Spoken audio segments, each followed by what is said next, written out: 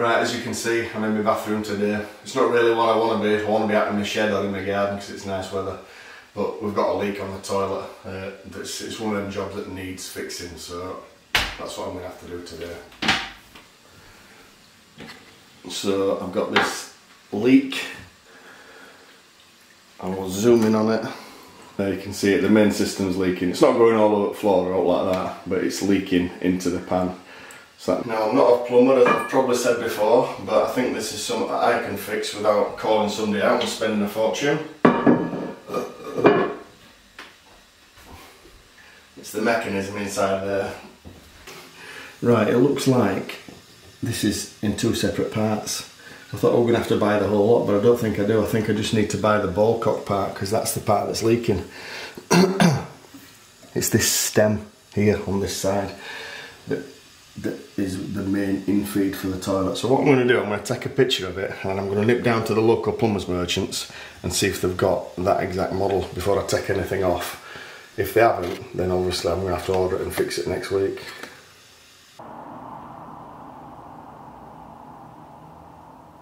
This is what I've come back with. I've never seen this type before. I don't know how modern it is, or I'm not in the plumbing game. The only ones I've seen is like a ball cock, which is what I've got in that. But I've seen this one. This is like a float that goes up the side of that tube. So as long as I've got room in there to fit this, it should be alright. I'll take that one out and I'll show you a comparison before I fit this.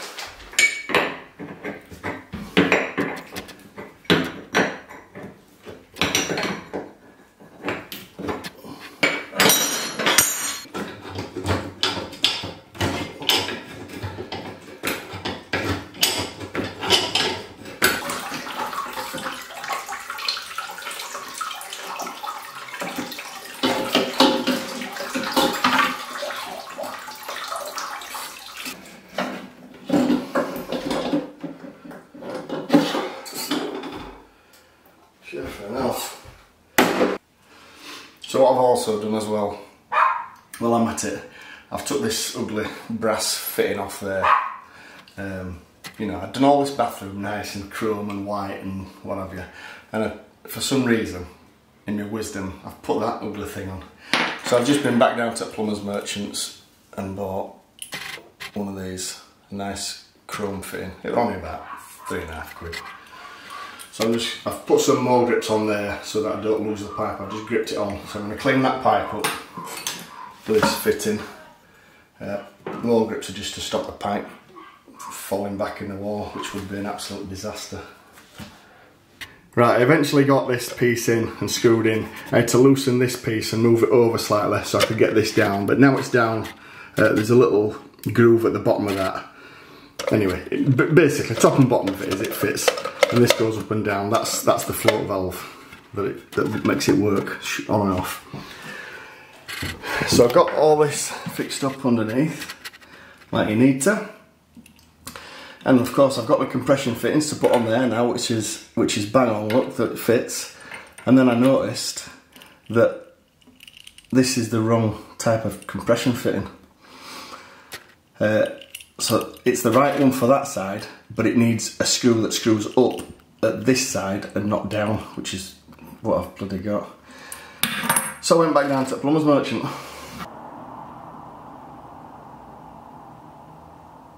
And apparently this is what I need. So that's the normal compression fitting that I had that screws down and across that way.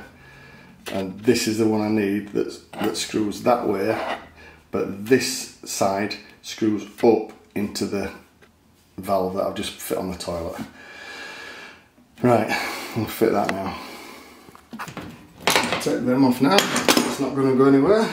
This valve as well has the added advantage of having a little stop valve on there, just in case I ever need to do it for this again. I won't have to turn the whole water off on the house.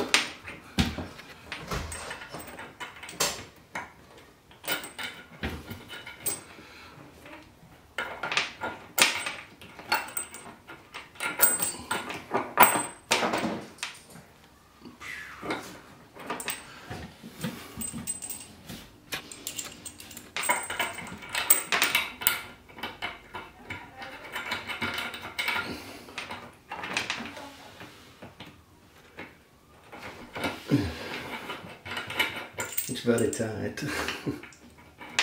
That's so tight.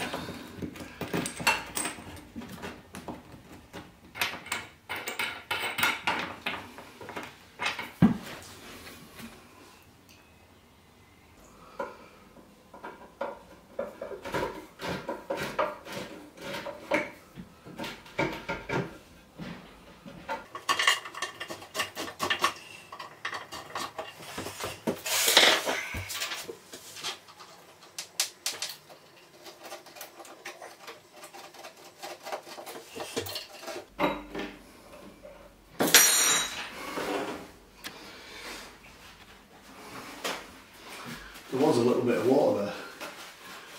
I'm just giving it a little bit more of a tighten.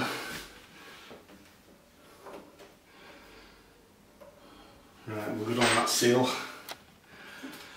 So now when I open this valve up, it should fill the system.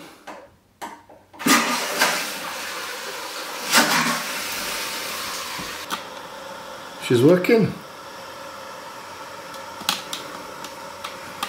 As long as this fills up and stops, we'd call it a success.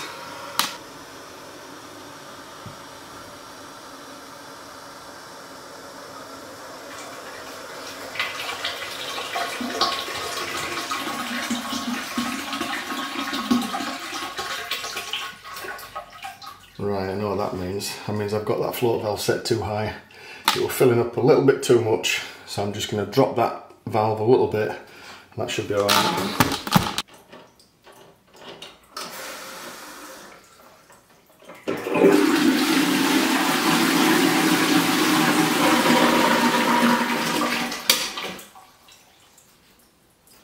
So I think part of the problem before, this is the old piece I took out, and I think what it were doing, as this were coming up, it were putting strain on this joint here, because that's where the water were coming out. So maybe I could have fixed that, but anyway, you never know how long that fix would have lasted, do you? And this, do you know what, this all broke off and everything when I was sort of fixing it, so it all perished. I don't know, that's the old system. Lifting up there, closing the valve there, but putting pressure on that way, opening up that joint there, and that's where the leak will coming from. Whereas this, well, you saw it's just a float valve that comes straight up, so there's no sideways pressure on it. So anyway, fixed it, and it cost me, well, I finally got to go buy the extra compression joint, which was, so I've overspent by £3.5 on that compression joint that I didn't need, but I'll use it for something else. But you know, that's saved a potential flood for sake of £20 and 2 hours work. It saved me a potential heartache of that, so I'm happy with that, apart from this leak that I've got here now. I didn't know about. Oh god. Anyway, because I've not attached the system back properly. Well, I hope it's that. Sort of.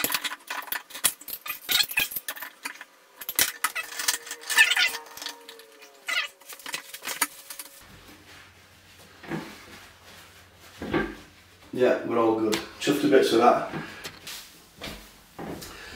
Right, turned out alright in the end, I suppose. Obviously, if you've got a problem with your system and you're not confident doing it, phone a plumber if you can get one. I've heard a lot of them, you struggle to get plumbers these days to come out. They're all earning a fortune somewhere else. And if you do get them out, I suspect that would have cost. Obviously, it wouldn't have took him 2 hours like it took me. It took him, you know, maybe, I don't know how long it would have took. There'd have been a call out charge. It would have been a lot more than the £13.20 that I paid for the float valve, and I think it were about £4 for the elbow when I eventually got it. So for less than £20, that's not bad, is it? You know, 2 hours work, and I've learned something. I'm going to say, you can watch experts all day long on YouTube. You know, I've got to type in leaking system, and you'd see somebody fix that with the proper stuff, and it'd look simple. But then you'd have a go at it yourself, and you could run into potentially all sorts of problems. That will fraught with all different problems. So hopefully that gives you more of an insight to how the DIYer would have approached that and the problems you would have run into. Experts make it look a little bit easy, don't they? I mean, I'm not saying it was super difficult, but you know, there were potential pitfalls in there. You know, I've got the water turned off, and that were an open pipe. So unless I'd have fixed that today, I couldn't have got the water back on. So you know, water's going to be off for half an hour, love. And then it gets to tea time. Is that water back on yet? And it's like, no, the plumber's merchant's shut, and you know, I suppose you could always go down to B&Q and get one if you know what you need. Anyway, so that was probably more of a real life insight into fixing a leak on your toilet. So I hope you enjoyed it. Thanks for watching. I'll see you again next week. Cheers. Bye.